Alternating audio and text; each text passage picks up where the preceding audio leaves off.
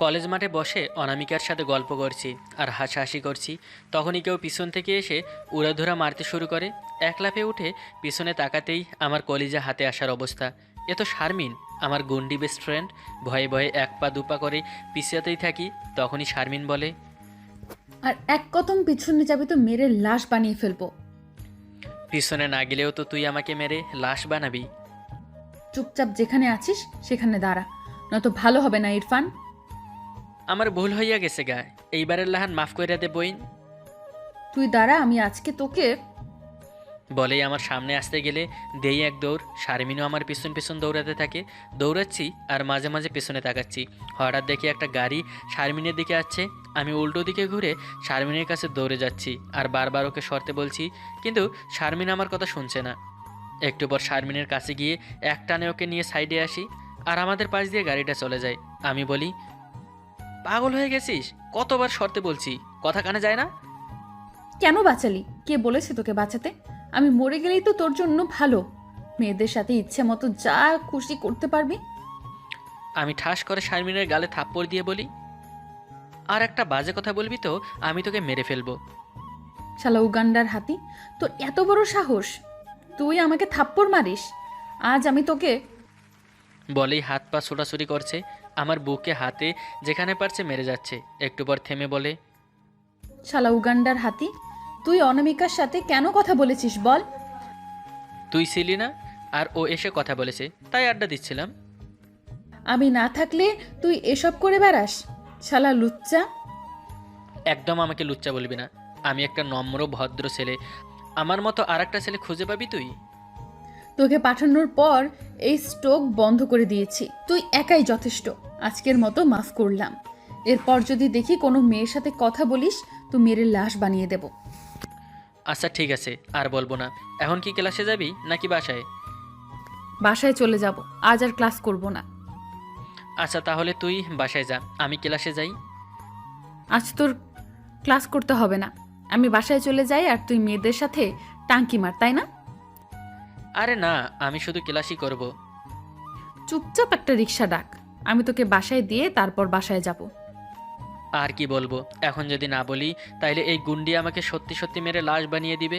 তাই বাধ্য ছেলের মতো একটা রিক্সা ডেকে দুজনেই উঠে পড়ি। চলুন বাসায় যেতে যেতে পরিচয়টা দেয়া যাক। আমি ইরফান, এবার মাস্টার্স ফাইনাল ইয়ারে পড়ছি। আমার একটা ছোট বোন আছে, নাম আফরি। আব্বু সরকারি চাকরিজীবী আর আম্মু গৃহিণী। মধ্যবিত্ত পরিবার আমাদের। আর শারমিন বড়লোক বাবার মেয়ে। আমরা সেই ক্লাস 10 থেকে বেস্ট ফ্রেন্ড। শারমিনও এবার মাস্টার্স ফাইনাল ইয়ারে পড়ছে আমার সাথে। শারমিনের আম্মু একজন ডক্টর। পরিচয় দেবার মতো আর তেমন কিছুই নেই। আপনাদের পরিচয় দিতে দিতে বাসায় চলে এসেছি। রিক্সা থেকে নেমে ভাড়া দিতে গেলে শারমিন বলে, তুই কাল দিস, আজ আমি দিয়ে দেব। এটা তো রোজই বলিস, কিন্তু সেই তুই তো প্রতিদিন ভাড়া দিস। জমিয়ে রাখ, একদিন সুদে আসলে সব ফেরত নেব। বলে রিক্সাওয়ালা মামাকে বলে যেতে। আমি হাসতে হাসতে বাসার ভেতরে আসতেই ছোট বোন আফরি এসে বলে, কিরে ভাইয়া, আজ ক্লাস করিসনি? একটু আগেই তো গেলি কলেজে। আর বলিস না, গুন্ডিটা আজ নিজেও ক্লাস করিনি আর আমাকেও করতে দেয়নি। আচ্ছা ভাইয়া, তুই শারমিন আপুকে এত ভয় পাস কেন? আমার জায়গায় থাকলে বুঝতি রে বোন, যে গুন্ডির গুন্ডি আজ তো আরেকটু হলে অবস্থা খারাপ করে দিত। তুই একটা ছেলে হয়ে একটা মেয়েকে এত ভয় পাস? শারমিন আপু তোর বউ হলে ভালোই হবে। তুই আমার বোন হয়ে আমার জন্য এমন বুদ্ধি করতে পারলি? তোর চেয়ে তো শত্রুও ভালো। যা সর সামনে থেকে।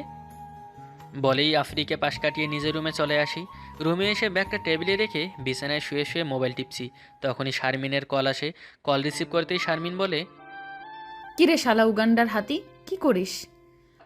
এই শালি, তুই উগান্ডার হাতির বউ? আমি তোর বউ। ইস, কি বললি? লজ্জা করছে তো। জি না, আমার বউ না। আর তোর আবার লজ্জা আছে নাকি গুন্ডি? এখন দূরে আছি বলে বেশি পটপট করছো, তাই না বাবু? এই অপমানের শোধ যদি আমি না নিয়েছি তো আমি তোর বেস্ট ফ্রেন্ড না, মনে রাখিস। আমি এবার কখন তোকে অপমান করলাম? এই যে বললি আমার নাকি লজ্জা নেই, আর আমাকে গুন্ডি বলা? গুন্ডামির কিছুই তো দেখিসনি। তোকে একবার সামনে পাই, তখন বোঝাবো গুন্ডামি কাকে বলে। দেখ, কথায় কথায় এমন ভয় দেখাবি না তো। আমি বাচ্চা একটা ছেলে, পরে না আবার বিছানা নষ্ট করে ফেলি।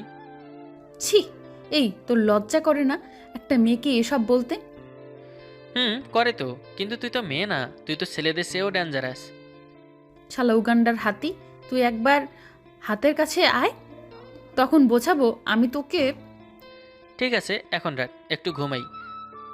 বলেই কল কেটে মোবাইলটা রেখে ঘুমিয়ে পড়ি। বিকেলে আম্মু, আমি আর ছোট বোন বসে গল্প করছি, তখনই কলিং বেল বেজে ওঠে। আফরি গিয়ে দরজা খুলে আমাকে বলে, ভাইয়া পালা, তোর জম এসেছে। আর বুঝতে বাকি নেই, গুন্ডিটা এসেছে। আমি গিয়ে আম্মুর পেছনে লুকিয়ে পড়ি। আম্মু এটা দেখে হাসতে হাসতে শেষ। শারমিন এসে আম্মুকে সালাম করে আমার দিকে তাকিয়ে বলে, কিরে, তুই আন্টির আঁচলে লুকিয়ে আছিস কেন? আমি কেন লুকাবো, আমি তো এমনি এখানে বসে আছি। না আপু, এতক্ষণ সামনে বসেছিল, তোমাকে দেখে আমার পেছনে চলে গেছে। আমি মনে মনে বলি, আরে বোন, তুই কি আমার আপন বোন নাকি সৎ বোন? কেন আমাকে বাস দেওয়ার জন্য উঠে পড়ে লেগেছিস? এরপর আম্মু শারমিনকে বসতে বলে ওর জন্য কিছু আনতে চলে যায়।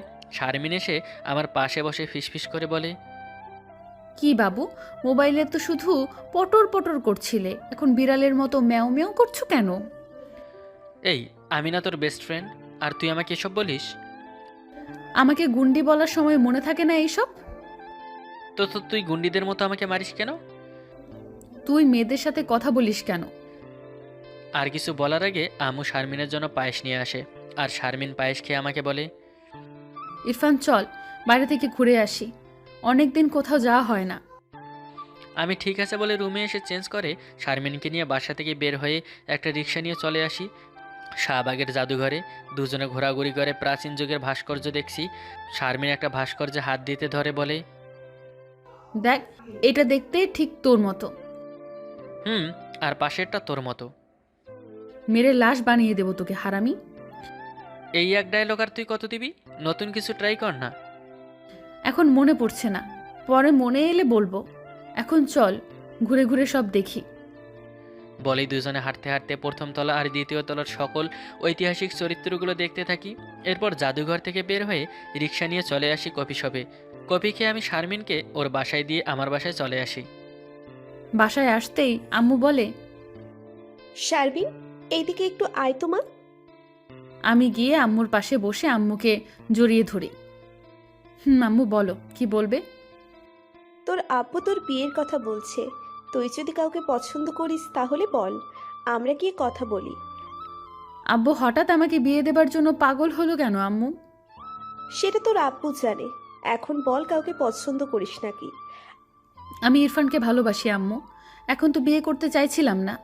তোমরা যদি চাও ওর আব্বু আম্মুর সাথে কথা বলতে পারো। আমিও জানতাম তুই ইরফানের কথা বলবি, ছেলেটাকে আমার আর তোর আব্বুর খুব পছন্দ, আমরা কাল এই বিষয়ে কথা বলছিলাম। আর সেখানে বসে থাকতে পারছি না, খুব লজ্জা করছে, তাই উঠে রুমে চলে আসলাম। পরের দিন সকালে ঘুম থেকে উঠে ফ্রেশ হয়ে নাস্তা করে কলেজে আসতেই দেখি গন্ডিটা গেটের সামনে দাঁড়িয়ে আছে। আজ একটু অন্যরকম লাগছে শারমিনকে। আমি কাছে এসে বলি, কিরে, আজ তোকে খুব খুশি খুশি লাগছে, কাহিনী কি? বিয়ে টিয়ে ঠিক হয়েছে নাকি তোর? অনেকটা ওই রকমই। এখন চল, ক্লাসের সময় হয়ে গেছে, তাড়াতাড়ি রেডি হও। আমি উঠে ঝটপট ফ্রেশ হয়ে একটা ব্ল্যাক শার্ট আর একটা ব্ল্যাক প্যান্ট পরে নিচে আসতেই ছোট বোন বলে, কিরে ভাইয়া, এত মাঞ্জা মেরে কোথায় যাচ্ছিস? তোর ভাবির সাথে ঘুরতে। আর কিছু জানতে চাস, পাকনা বুড়ি? তা ভাবি ভালো করে বলেছে নাকি মারার হুমকি দিয়েছে? তোর এত কিছু জানতে হবে না, নিজের কাজ কর, যা।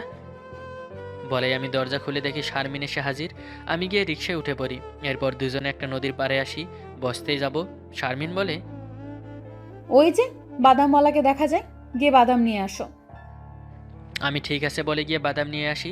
এরপর দুজনে বসে বাদাম খাচ্ছি আর কথা বলছি। হঠাৎ শারমিন আমার এক হাত জড়িয়ে ধরে আমার বুকে মাথা রেখে বলে, তোমার এই বুকে মাথা রেখে ঘুমানোর কত ইচ্ছে আমার জানো? কি করে জানবো, তুমি তো কখনো বলোনি, সবসময় মারার হুমকি দাও। আরো বেশি করে দেব। বিয়ের পর যদি দেখি কোনো মেয়ের দিকে তাকিয়েছো তো সত্যি সত্যি মেরে লাশ বানিয়ে দেব।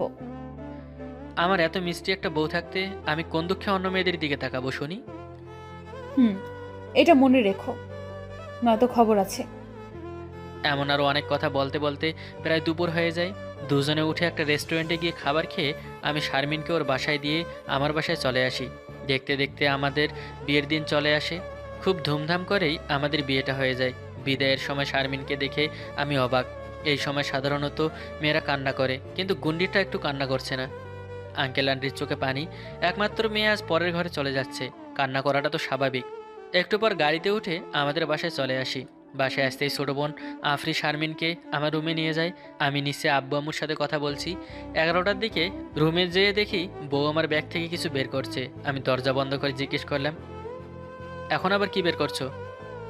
এখানে আসো তো, একটু হেল্প করো। আমি কাছে গিয়ে দেখি বউ আমারে 2টা বিয়ারের বোতল বের করছে। এটা দেখে তো আমার চোখ বের হয়ে আসার অবস্থা। এই, তুমি এই বিয়ার আনলে কখন? আসার সময় নিয়ে এসেছি। আমার অনেক দিনের স্বপ্ন, বাসর রাতে তুমি আর আমি বিয়ার খাবো।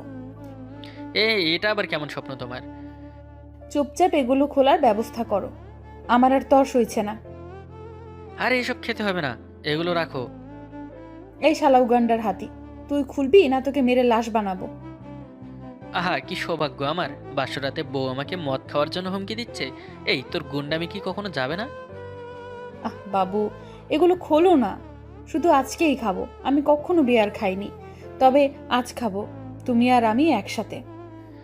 আর কি, চুপচাপ বিয়ারের বোতল খুলে দুজনে খেতে শুরু করি। একটু পরে দেখি বউ আমার দুলছে। দুলতে দুলতে আমার কাছে এসে বলে, এই বাবু, আমি এখন তোমার আদর খাবো। এই শালি স্যার আমাকে। এক বোতল বিয়ার খেয়ে মাতলামি শুরু করছে।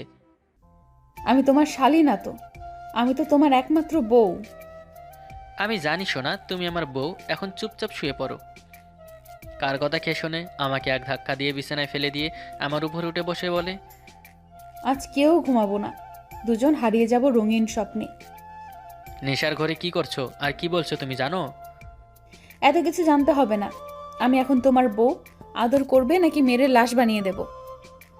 বলেই একটা চাদর উপরে নিয়ে, ছি, আপনাদের লজ্জা নেই? শোনার জন্য কেমন কান পেতে আসেন। এখন অনেক কিছুই হবে, সকালে কথা হবে। এখন টাটা, আল্লাহ হাফেজ, ভালো থাকবেন, গুড বাই।